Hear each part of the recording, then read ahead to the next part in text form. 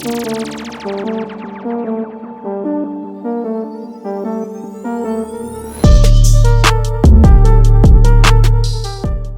my friends, and welcome back to the Shut the Hell Up and Sell podcast. I am your host, Ronell Richards, the author of Shut the Hell Up and Sell. Today, I am joined by one of my good friends calling in from Chicago. Although she's calling in from Chicago today, she is all over the world. Every time I talk to her, she's someplace else.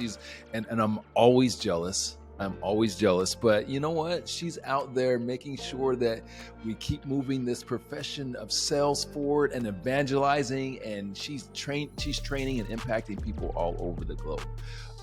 With that said, I am super excited to have this conversation today with my good friend, Leslie Venetz. What's going on, Leslie? You know, I'm just so happy to be here. I just appreciate every opportunity to collab with you. So thanks for having me.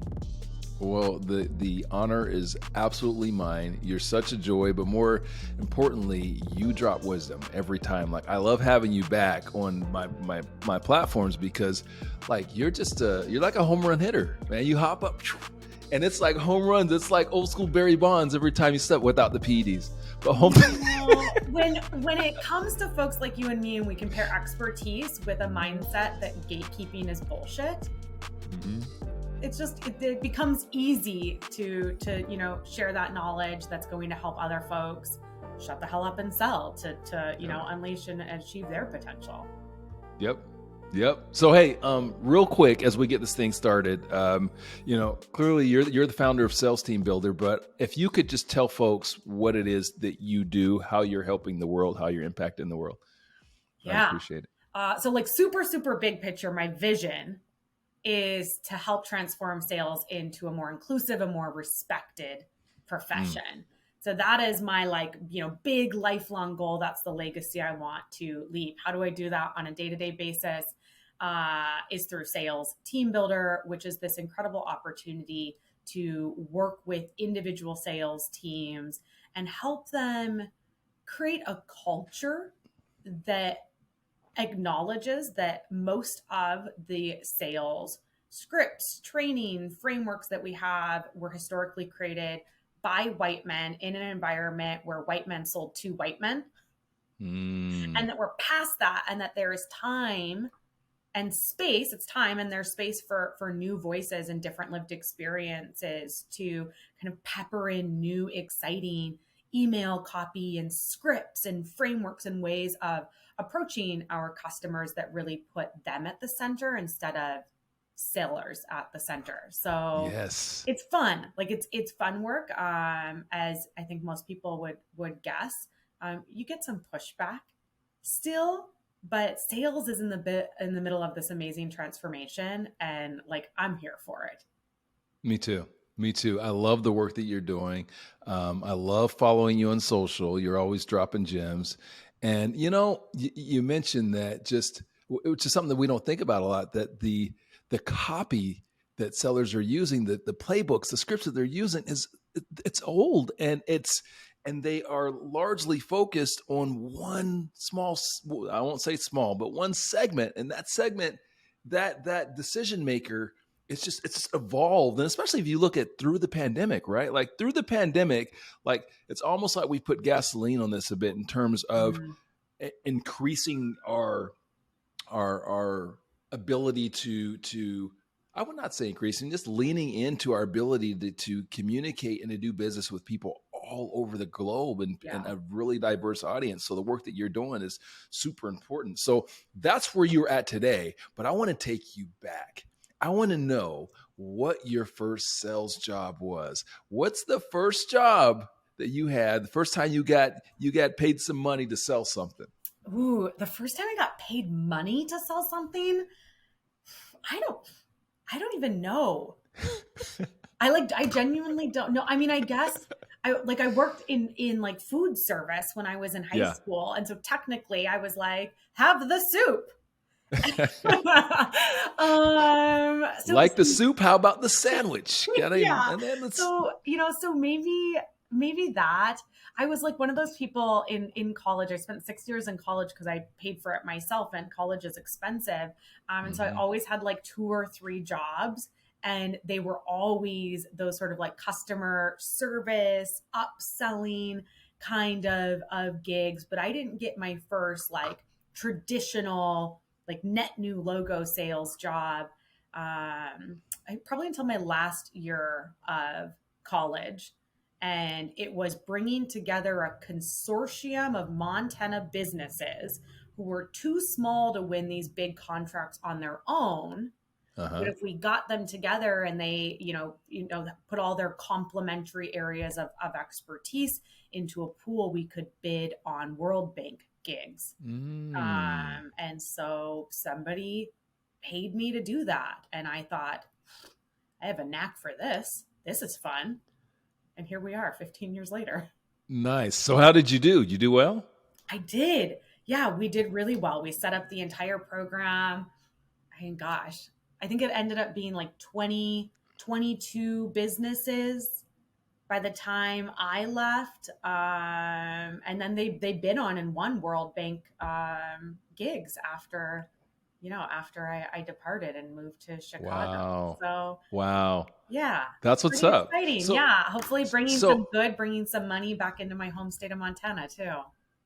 so Leslie, the reason I always ask that question is I just want people to I want them to lean into the love, right? Like people like you and I were so passionate about sales, so passionate about this profession because we know the good that we do in this world. Mhm. And so I feel like it's important for us to not only evangelize, but let's own those numbers. Let's have pride for that number. Let's have pride of yours, 15 years, getting 15 plus years. And let's have pride for what it is that we do, because there's so much out there that kind of pushes against that, right? That all those bullshit narratives that are in movies and social and everything that kind of get people fired up, that romanticizes and doesn't really give people an accurate perception. I don't romanticizing. Actually, that's actually maybe the best way to put it. More times than not, we're not put in the right light, right? Like the light that Oh, that yeah. you or I know that real successful sellers should be in. So like, I always want to know, when did you start? What's your story? Like, let's own that. Let's share that with other people so that they can be inspired. Part of the journey to successful sales, as you know, or being a successful seller, there's a lot of mentorship and coaching, right? Mhm. Because you went to University of Montana, That's right. which what Let's get them Grizzlies. yeah, Grizzlies. And you know what? When you went, you probably didn't get a degree in sales, or if there was a degree in sales, the things that you learned from there and with your sales degree weren't necessarily the things that you needed to know once you got into on the sales floor or in the sales world. And so there was someone that was maybe a peer or a manager or a leader or colleague, someone that put their arm around you and said, hey, listen, Leslie, this is how you do it, or this is what we do. And that's how we learned. I call that person the unsung hero. So at this point, I want to ask you to shout out one of those unsung heroes from your career, somebody to put their arm around you and said, hey, listen, this is how you do it. And they made an impact. Let's let them know. Okay. I might go like a slightly different direction. I'm going to respect the question, but go a slightly different It's your direction. show. Well, the reason, Ronald, and I think maybe certainly people listening will find this relatable, is that often in early career, it can be really difficult to find those types of mentors. It can be difficult to have those unsung heroes in your life. And I think that's especially true if you're like a quote unquote other, a woman, a person of color in an industry that doesn't look like you.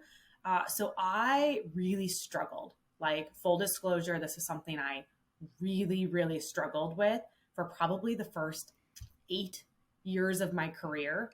I wanted a mentor. I couldn't find one. I had this very black and white idea of what a mentor needed to be in this like kind of formalized, rigid way, because that's what I'd been told in college a mentorship was. And the moment that I listened to it on a podcast. I wish I, who knows, it probably like Radio Lab or something. Listened to somebody describe some of their mentorships on podcasts, and some of them were very informal. Some of them were project based. Some of them were people that weren't necessarily older or wiser than them, but had something to teach and to share. So I am going to shout out a new mentor, a new friend, a woman called Megan Misiak. I don't know if folks are maybe familiar with her.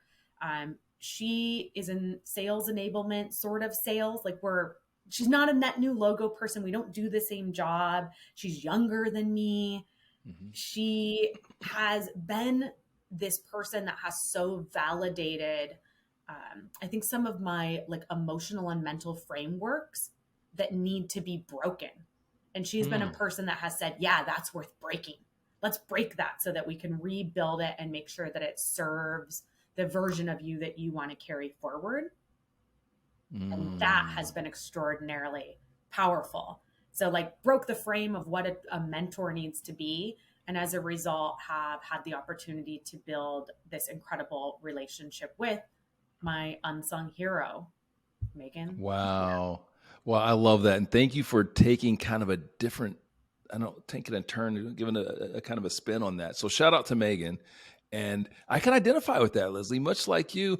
There wasn't necessarily people in my career that just put their arm around me often and say, listen, young guy, this is how you're going to do it. In fact, in building businesses and entrepreneurship, that didn't exist at all. Fortunately, early on in my career, I had a few people that took interest in me and were able to give me some guidance, and I'm appreciative of that.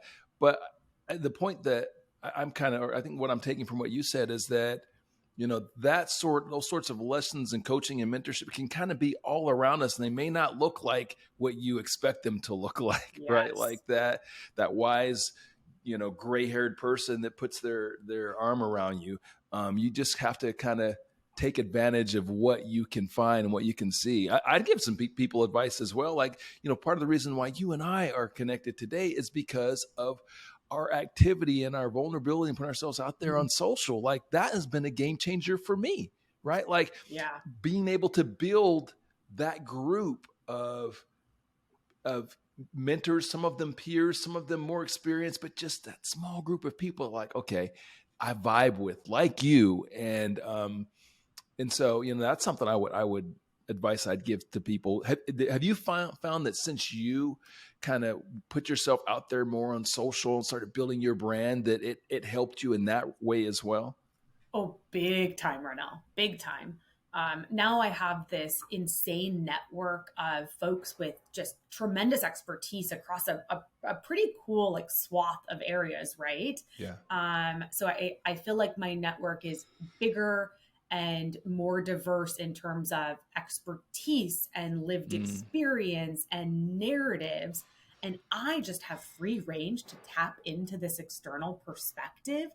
Like it is insane. And at the same time, on my creator journey, I have had the privilege of sort of reclaiming my own narrative and taking back some of that control, which has been not only powerful, but has helped me connect with people like you who also are out there being vulnerable. And I know that's kind of a buzzword right now, but but really like saying hard things and being okay with the fact that maybe means we'll never be like the mainstream, the million person creators, being okay with the fact that means we'll probably attract some trolls, but also seeing the result that we then have this like genuine community that's been created in a virtual world. It's pretty cool stuff. That's pretty cool. That's called leadership. That's what leaders do, right? That's what you're not putting yourself out there and not being afraid to take, the negative, the good and the bad, whatever, like I knew many years ago that I wanted to be a leader. What let me know that I wanted to be a leader, this is way before the days of social media, back when I was a teenager, was that I wasn't afraid of the negative. I wasn't afraid of the negative repercussions of my decisions. I wanted to make the decisions, and whatever came with it, I was going to be okay with that. And that's what I'm seeing with what social has allowed us to do as leaders, is to that same thing that was in me way back then. Now I can show that to the world, just like you're showing it to the world. And it's attracting other leaders. It's real, recognized real, right? Because Yeah, we I have like that same DNA. Although I'm still like All a right. ball of anxiety at all times. So like, don't get it twisted, people. I'm not out there like tippy typey send. I'm like, oh, wonder what's going to happen here. Should I dial that post back a bit? Was that too assertive? And then you just kind of have to press send and hope for the best, but little ball of anxiety still. So if that's how you're feeling, don't let it stop you.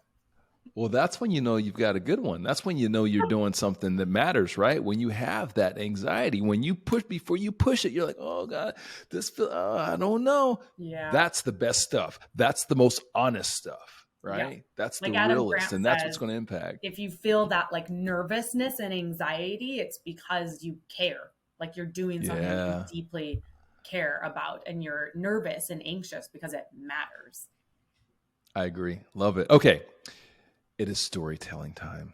All right. So I'm going to need you to you're in Chicago. It's cold. Go grab a blanket, get your teddy bear, whatever. It's time for you to tell some cocoa. All right. So, at this point in the podcast, I'd like to ask you to share a story, something from your career. It could be good, bad, whatever, but tell me about something that happened to you that helped you to formulate your philosophy on either sales or business today. Yeah. I actually recently shared this story in a small group setting. So it's pretty fresh in my mind. I cried when I shared it that time. I will not do that again. No promises. But like very, very high level, not getting into the nitty gritty details.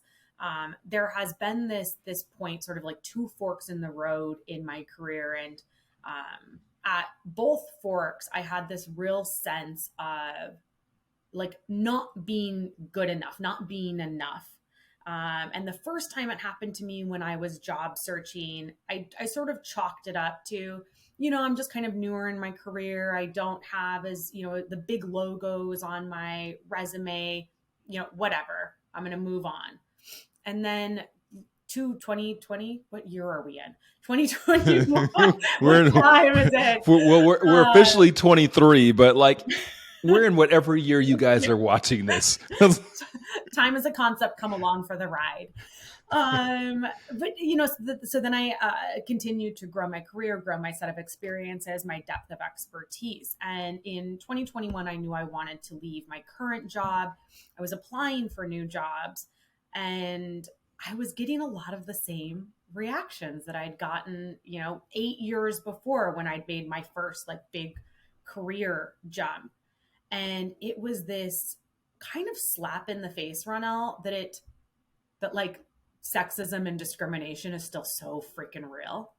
And, I think sometimes when I look at my LinkedIn newsfeed, I can trick myself into believing that it's not, and believing that we're all equal and there aren't subconscious or conscious biases.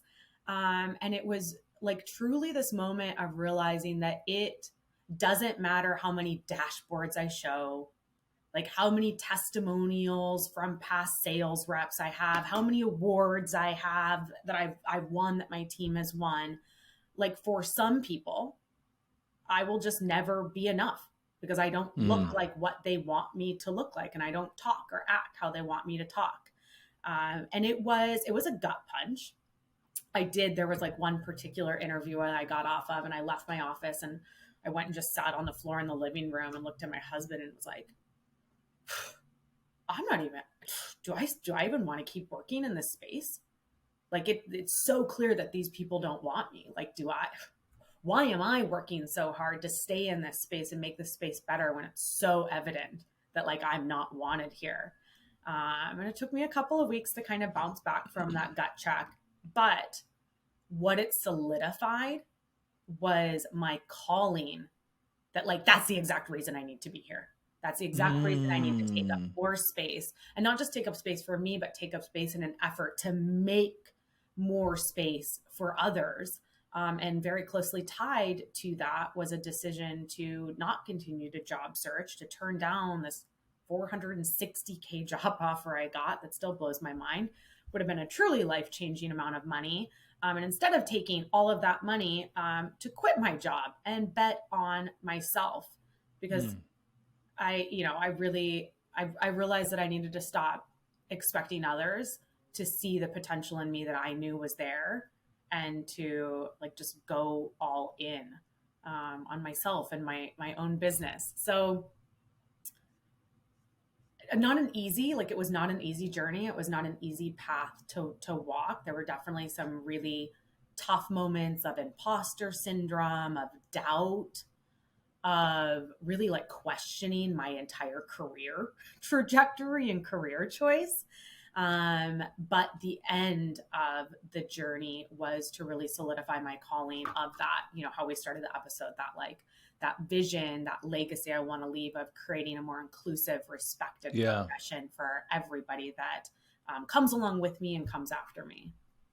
Wow. So you took that negative and you used that to reinforce your calling, and have leaned into that in your business to make impact. I love that. So how has that like impacted you today? Like, did it just make you like go like gangbusters in that direction of working towards the vision, or how did it impact you on a deeper level? I think in a couple of ways. We were talking about content, and one of the outcomes has been like an assuredness in my content, that like I am not here to just go with the status quo. Like, part of my calling is to break the status quo, is to use my voice. It's like, I'm pretty safe, right? Like, I'm a middle class white woman, 15 years of experience, like a pretty good now. Like, I'm in a pretty safe, privileged position. So I am now responsible. I feel responsible, and I feel called to use my voice for those people who maybe aren't in that type of position, who don't have that same level of privilege. So I think that has been one area where I would say I have gone more gangbusters, where I'm like, let's do this. But interestingly, on the other side with my business, it has been much more intentionality, and giving myself permission to, even as I'm building this business, like say no to clients that I don't think get sales in a way that they like respect that sales is a profession, not just a job, but it's a craft, not just like people spamming and bots. And to say no to people who aren't committed to inclusion on their sales teams. So I have like very pointedly decided to keep my business smaller, to stay a solopreneur for the foreseeable future, so that I can be more intentional versus like scaling and having that pressure to take on revenue wherever I find it. Okay. I love it. Thank you for sharing. What a great story. And I love that your passion is fueling your business now, right? And I think that what we learn, for those of us that have been in entrepreneurship for a long time, is that when you can lean into your passion, you'll feel more fulfilled at the end of the day, All right. It is time to get tactical. Just like we teach in the book, we like to tell stories to help people to better connect with philosophy. But at the end of the day, I don't believe that sales is difficult. Yes, it can be difficult. We make it more difficult. I believe that it's really what it takes to be successful is really an understanding of fundamentals and simple execution and just a real pragmatic way about going about business. But I also believe that there's a lot of theoretical stuff out there. Like we talk about things like, social selling, whatever other buzzwords, and people don't really know what that means. Theoretically, they know what that means, but they don't know how to actually do that theoretical thing. So at this point in the podcast, I want to ask you for either some advice or a tactic, something that is specific and measurable, that someone can take away from this episode and apply in their business today to start to see some success. Ooh, that's a good one, because I love a good actionable call to action. I was originally going to go with something around email because I love cold email, and I think that's something that people like so overcomplicate when really the best messages are short, simple, straightforward, value based. But you brought up social selling, and I have seen so many folks with kind of resolutions as we went into Q4, as we're starting 2023 or whatever year we want this to be, that they want to have more of a presence and create those kinds of connections and communities on LinkedIn or other platforms that we were sharing have brought so much value to us.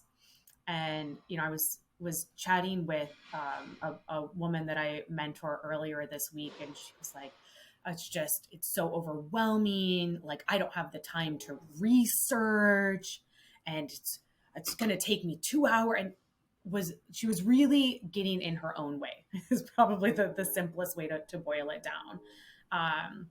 So here's a call to action to folks that want to create more of a presence on LinkedIn. Block 1 hour out of your calendar once a week and find 10 posts to leave meaningful comments on. Super easy, super actionable. When I say meaningful, I mean a full and complete sentence at the very least, not just a couple of emojis or like a LFG or like a, something like that. A meaningful post, something that adds value, shares a perspective, maybe starts a conversation. So block 1 hour out of your calendar, go. Like, as soon as you close this podcast, go to your calendar, figure out what hour is going to work for you, block it, and then 10 engagements a week, and you'll be surprised the impact that makes in a very short time. Do you have any advice on those 10 posts that they're focusing on? Like, what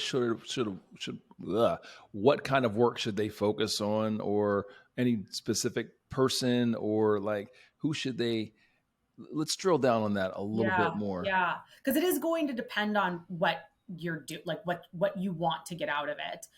If you were doing it strictly to build a pipeline, if you're doing it strictly with your prospects in mind, then I highly recommend that you find posts that your prospects are writing. A really easy way to do that is to use the ring the bell feature and pick a small list. This has to be a very small list. Let's call it like 20, maximum 30 key accounts that you want to penetrate by the end of the year. Ring the bell of the ultimate decision maker for each of those accounts. They're going to be on your newsfeed. You're going to see them. That makes it really easy to find posts that you're like, oh, I have something to say there or a question to ask. I think what is maybe easier and more fun and sort of attracts your prospects anyway, because you are having dialogues, is to pick 10 posts that you give a shit about. Mm-hmm. Like any 10 posts that you read and you think that's compelling, that's interesting, or maybe I disagree with that and have a question or want to pose a different narrative or a counter argument. So I really encourage folks to, as they get started, not over orchestrate it, like just get started. And instead of worrying about perfection, worry about showing up consistently and with meaningful comments that add value. Love it. Here's what I like about that. First, anything you can put on the calendar, something that will get done, right? So 1 hour, 10 posts, and meaningful comments, not just like, that was nice. Oh, nice post, but meaningful. And what I also like about that is the intentionality behind, and I think why it takes, you could literally like 10 posts, you could do that in 10 minutes if you wanted to, if you're not intentional, not focused on like, really commenting or finding posts or content from people that you really value. And I know that you as a content creator and myself as a content creator, we have this intense just appreciation for the value of anyone's attention, right? And I think that something that people need to pick up from your advice too is the value of their attention, right? Take it seriously. Here's a couple reasons why. One, when you start posting when you start making comments, algorithms are kicking in. Like they're watching and they're saying, okay, like, oh, this person, you like Leslie's content. Okay, cool. All right. Maybe we'll bring in some more Leslie stuff, or bring in somebody like Leslie. When you write some BS comment on some trash, well, it does the same thing, and it does the same thing. Well, not in reverse, but it's the same thing with that trash, right? It's like now you're going to start seeing more trash from, superficial trash content creators. So, being intentional is a great way to, one, make sure that, you're appreciating the impact of your comment, but two, building your business. Think about that, folks. Like that's one of the things we've done with Business and Bourbon is build our network very intentionally. And so you do that by who you connect with, who you send connection requests to, who you comment on, those sorts of things, because you'll get those algorithms working in your favor. So like Leslie said, if it's like, hey, you want to grow your prospects, okay, cool. Well, then make sure you're commenting on people that are ideal prospects with meaningful comments like Leslie's saying. And guess what happens magically? More people like those people will be exposed to the comments that you make and your profile. I love that advice. Anything else that you want to add to that? I think maybe just a general call to action that I would beg people to think about is to be careful about the type of content and the type of voices that they amplify. That could be a whole nother podcast. We don't need to go down the rabbit hole. Or private conversation. Right. It's something that I think about a lot. And I want more people to just be aware that that is something that has an impact, not just on their own news feed, but really on the lives of our entire ecosystem. I love it. And I appreciate that to the audience and personally. All right. All right, Leslie, thank you. This has been awesome. It's always great to chat with you. Again, fire wisdom, great story. How can people connect with you? What's the best way to reach out to you? Absolutely. Find me on LinkedIn, just my name, Leslie Venetz, or find me on TikTok at Sales Tips Talk. Yeah, and she's killing it on that. I'm trying to learn from you. You're doing a great job on that on TikTok. I'm doing although I got named a LinkedIn top voice this year. Nice. Congratulations. I'm a LinkedIn bottom voice. I don't know what that means, but that's what I got. That I'm just kidding. I was like, wait, what? Who do I need to fight? Well, we got to now once you're at the top, you got to maintain it. So what's going to happen now? Now you got to keep the title. I have to, or should I don't know. Celebrate? I'm going to revel in this moment of 15 years of hard work and 2 years of daily content creation that I got this recognition. And if I get it again, sweet. If I don't, it's still worth it. Yep. Well, congratulations on that. You're absolutely deserving. And folks, make sure that you're following Leslie. And hey, listen, if you've not got your copy of the book, go to the website, shutthehellupandsell.com, get your copy of the book. Make sure you check out all episodes of our podcast. Everything Shut the Hell Up and Sell is accessible through the website. So go there, make sure you're checking in, make sure you're following Leslie, listening to all of our podcast episodes and taking this great advice that you're getting from some industry leaders. So again, guys, as we always say, if you don't remember anything else, at the very least, say less, sell more. Thanks for listening. See you guys next time. Hey guys, it's Ronell, and I just wanted to thank you for listening to this episode of the Shut the Hell Up and Sell podcast. If you liked it, please rate us 5 stars on whichever podcasting platform you're listening to this on. And while you're at it, punch that subscribe button. That way you get notified every time we drop a brand new episode. Hey, I'd also appreciate it if you went to our website, shutthehellupandsell.com, and became a member. It's absolutely free. And you'll have the opportunity to listen to previous episodes of our podcast, check out some of our free courses, get a copy of the book, and we'll send you sales tips and motivational nuggets from time to time. Lastly, if you'd like to book me for either appearances or speaking engagements, just send an email to my team at team@shutthehellupandsell.com. venetz.com.